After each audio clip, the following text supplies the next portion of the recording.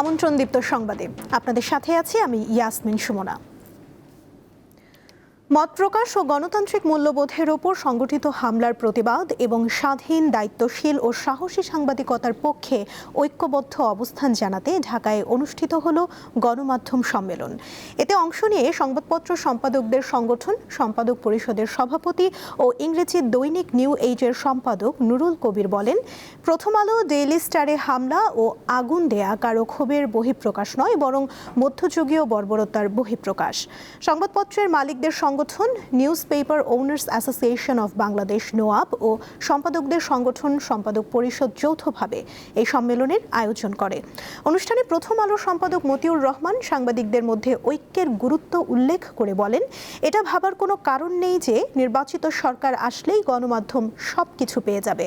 স্বাধীন সাংবাদিকতায় বিশ্বাস করলে, সত্যিকার অর্থে সেই উদারপন্থী দৃষ্টিভঙ্গি রাখলে সরকারই সবচেয়ে বেশি লাভবান হবে বলে মন্তব্য করেন ইংরেজি দৈনিক ডেইলি স্টারের সম্পাদক মাহফুজ আনাম। গুম, খুন ও নির্যাতনের শিকার ব্যক্তিদের পরিবারের পাশে থাকার অঙ্গীকার করেছেন বিএনপির চেয়ারম্যান তারেক রহমান। দুপুরে রাজধানীর চীন মৈত্রী সম্মেলন কেন্দ্রে এক অনুষ্ঠানে তিনি এই আশ্বাস দেন। আরও বলেন, কৌশলের নামে গুপ্ত বা সুপ্ত রূপ ধারণ করেনি বিএনপি। গত আওয়ামী লীগ সরকারের আমলে গুম, খুন ও নির্যাতনের শিকার ব্যক্তিদের পরিবারের সঙ্গে এই মতবিনিময় সভার আয়োজন করা হয়। আমরা বিএনপি পরিবার ও মায়ের ডাক অনুষ্ঠানের আয়োজন করে। এতে বিগত সময়ে গুম ও খুনের শিকার পরিবারের সদস্যদের অভিজ্ঞতা ও বক্তব্য শোনেন তারেক রহমান। ত্রয়োদশ জাতীয় সংসদ নির্বাচনে মনোনয়নপত্র গ্রহণ ও বাতিলের বিরুদ্ধে আপিল শুনানির ৮ম দিনের কার্যক্রম চলছে নির্বাচন কমিশনে। রাজধানীর আগারগাঁওয়ের নির্বাচন ভবনে শনিবারের এই আপিল শুনানি শুরু হয় সকাল ৯টায়। বিকেল ৫টা পর্যন্ত দিনব্যাপী দুই ভাগে ৫১১ থেকে ৬১০ নম্বর পর্যন্ত মোট ১০০টি আপিলের শুনানি হবে। আর আগামীকাল শেষ দিনের শুনানির মাধ্যমে মোট ৬৪৫টি আপিল নিষ্পত্তি করা হবে। শুনানিতে আসা প্রার্থীদের মধ্যে এখনও নির্বাচনের পরিবেশ, নিরাপত্তা এবং ইসির লেভেল প্লেইং ফিল্ড নিয়ে রয়েছে মিশ্র প্রতিক্রিয়া। সকালে ইসিতে এসে মিথ্যা তথ্য ছড়ানো সহ বিভিন্ন হয়রানির অভিযোগ করেন বাংলাদেশ খেলাফত মজলিসের আমির মামুনুল হক। আমার একটা তারিখ মিস্টেক ছিল, আসলে এটা খুবই সিলি মিস্টেক।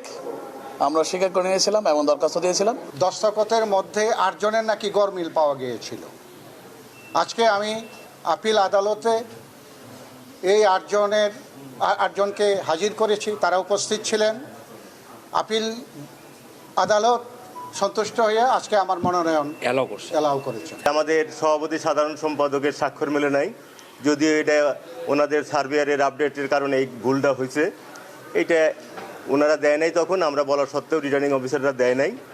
আমি গতকালও বলছি যে ওনারা চাচ্ছে না যে বাংলাদেশের কমিউনিস্ট পার্টি, বাংলাদেশের যারা জন্ম দিয়েছেন তারা নির্বাচন করুক। আমার নির্বাচন করার আগামীতে ইনশাল্লাহ অবৈধতা নেই।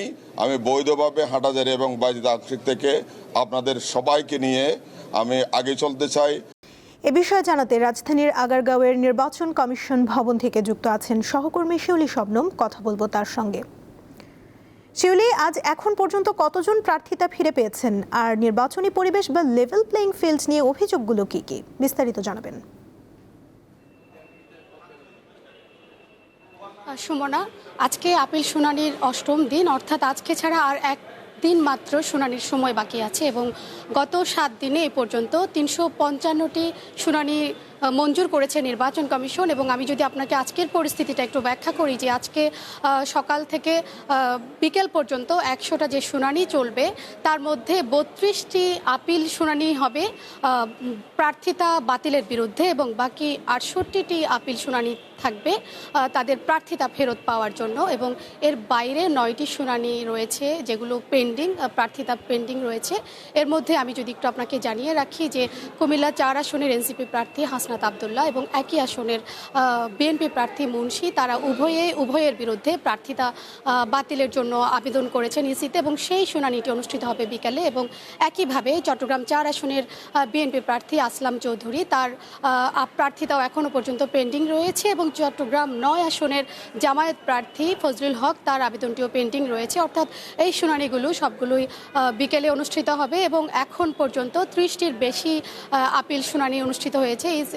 কমিশন শুনানি গ্রহণ করেছেন। এবং আমি যদি আপনাকে আরেকটা বিষয় উল্লেখ করি যে বিষয়টা আসলে একটু চাঞ্চল্য তৈরি করেছে, যে শুনানি চলাকালীন সকালের দিকে এজলাসের মধ্যে এনসিপি প্রার্থী হাসনাত আবদুল্লাহ এবং তার আইনজীবীর সাথে বিএনপি প্রার্থীর আব্দুল আওয়াল মিন্টুর মধ্যে দুই পক্ষের মধ্যে হট্টগোল তৈরি হয় এবং একে অপরের বিরুদ্ধে গালাগালির অভিযোগ করেন। এবং এই সময় উপস্থিত কমিশন আসলে বিষয়টাকে দুঃখজনক বলেও মন্তব্য করেন এবং প্রার্থীদের সাবধান করে দেন যাতে ভবিষ্যতে এ ধরনের ঘটনার পুনরাবৃত্তি না ঘটে। অর্থাৎ যেহেতু শুনানির প্রায় শেষের দিকে, অর্থাৎ আগামীকালই শুনানি শেষ হবে এবং তার আগ মুহূর্তে এই সময়টা আসলে খুবই গুরুত্বপূর্ণ একটা সময় প্রার্থী এবং নির্বাচন কমিশন উভয়ের জন্য। তো এই মুহূর্তে আসলে পাল্টাপাল্টি অভিযোগ, শুনানি পাল্টা অভিযোগ সবগুলোর মধ্য দিয়ে নির্বাচন কমিশনের শুনানি চলছে এবং আজকে বিকেল 5টার পর যখন শুনানি শেষ হবে তার মধ্য দিয়ে হয়তো আপনাকে পরিপূর্ণ তথ্য জানাতে পারবো আসলে কারা কারা প্রার্থীতা ফিরে পেয়েছেন অথবা কোন হেভিওয়েট প্রার্থী পাননি বা আদৌ কী অবস্থা সেটা জানাতে পারবো। সুমনা, এই ছিল এখান থেকে সর্বশেষ খবর। নির্বাচন কমিশন থেকে যুক্ত ছিলেন সহকর্মী শিউলি শবনম। শেষ সময় পর্যন্ত 11 দলীয় নির্বাচনী ঐক্যের বিষয়ে অপেক্ষা করবে বাংলাদেশ জামায়াতে ইসলামী বাংলাদেশ। যদি ইসলামী আন্দোলন ফিরে না আসে বাকি 47টি আসনে প্রার্থী চূড়ান্ত করবে দলগুলো। দুপুরে দলীয় কার্যালয়ে সংবাদ সম্মেলনে এসব কথা জানান জামায়াতের মিডিয়া ও প্রচার বিভাগের প্রধান এহসানুল মাহবুব জুবায়ের। তিনি জানান, আগামী 20শে জানুয়ারি সব বিষয়ে চূড়ান্ত সিদ্ধান্ত জানানো হবে। বাস্তবতা হচ্ছে যে আমরা 11 দল, এখন 10 দল, ওনাদের জন্য তো আমরা আসন রেখেছি, আমরা চেয়ারও রেখেছিলাম, আসনও আমরা ঘোষণা দিয়েছিলাম যে এতটা আসন আছে। তো বাস্কতে একটা এখনো আছে, এখনো সময় আছে, সেই সময় এখনো শেষ হয়ে যায়নি। Sylhet MAG Osmani medical college হাসপাতালে অনির্দিষ্টকালের কর্মবিরতি পালন করছেন ইন্টার্ন চিকিৎসকরা। এতে ব্যাহত হচ্ছে চিকিৎসা সেবা, ভোগান্তিতে পড়েছেন রোগীরা। আন্দোলনকারীরা জানান, শুক্রবার রাতে হাসপাতালের 4 তলার 4 নম্বর সার্জারি ওয়ার্ডের রোগী ও তাদের স্বজনদের সঙ্গে ইন্টার্ন চিকিৎসকদের বাকবিতণ্ডা হয়। এক পর্যায়ে চিকিৎসায় অবহেলার অভিযোগ এনে ইন্টার্ন চিকিৎসকদের ওপর হামলা চালায় রোগীর স্বজনরা। এতে এক নারী ইন্টার্ন চিকিৎসক আহত হন। খবর পেয়ে পুলিশ ঘটনাস্থলে পৌঁছে পরিস্থিতি নিয়ন্ত্রণে আনে। এ ঘটনায় হাসপাতালের ইন্টার্ন চিকিৎসকরা অবিলম্বে দোষীদের গ্রেফতার ও দৃষ্টান্তমূলক শাস্তির দাবি জানান। পাশাপাশি হাসপাতালে চিকিৎসকদের নিরাপত্তা নিশ্চিত না হওয়া পর্যন্ত অনির্দিষ্টকালের জন্য কর্মবিরতিরও ঘোষণা দেন। হাসপাতাল কর্তৃপক্ষ জানায়, ইন্টার্ন চিকিৎসক ছাড়া অন্যান্য সব সেবা স্বাভাবিক রয়েছে। দীর্ঘ গাজা যুদ্ধের প্রভাবে ইসরায়েলি সেনাদের মধ্যে উল্লেখযোগ্যভাবে বেড়েছে আত্মহত্যার প্রবণতা। ইসরায়েলের প্রতিরক্ষা মন্ত্রণালয় ও বিভিন্ন স্বাস্থ্যসেবা প্রতিষ্ঠানের সাম্প্রতিক প্রতিবেদনে সেনাবাহিনীর এই মানসিক সংকটের চিত্র উঠে আসে। ইসরায়েলি পার্লামেন্ট কমিটি জানায়, 2024 সালের জানুয়ারি থেকে 2025 সালের জুলাই পর্যন্ত মোট 279 জন ইসরায়েলি সেনা আত্মহত্যার চেষ্টা করেন। 2024 সালে ইসরায়েলে আত্মহত্যার 78% ঘটনায় যুদ্ধরত সেনাদের মধ্যে হয়েছে। হামলার সময় পাওয়া মৃত্যু ভয় ও নৈতিক আঘাতের কারণেই সেনারা এই পথ বেছে নিচ্ছেন বলে জানান মনোবিজ্ঞানীরা।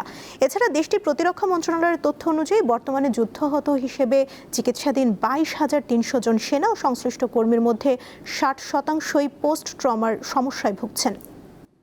এই ছিল এখনকার মতো। পরবর্তী সংবাদ বিকেল 5টায় দেখার আমন্ত্রণ রইল। এছাড়া আরও তথ্য পেতে যুক্ত থাকুন দীপ্ত ডিজিটাল প্ল্যাটফর্মের সাথে। ধন্যবাদ সবাইকে।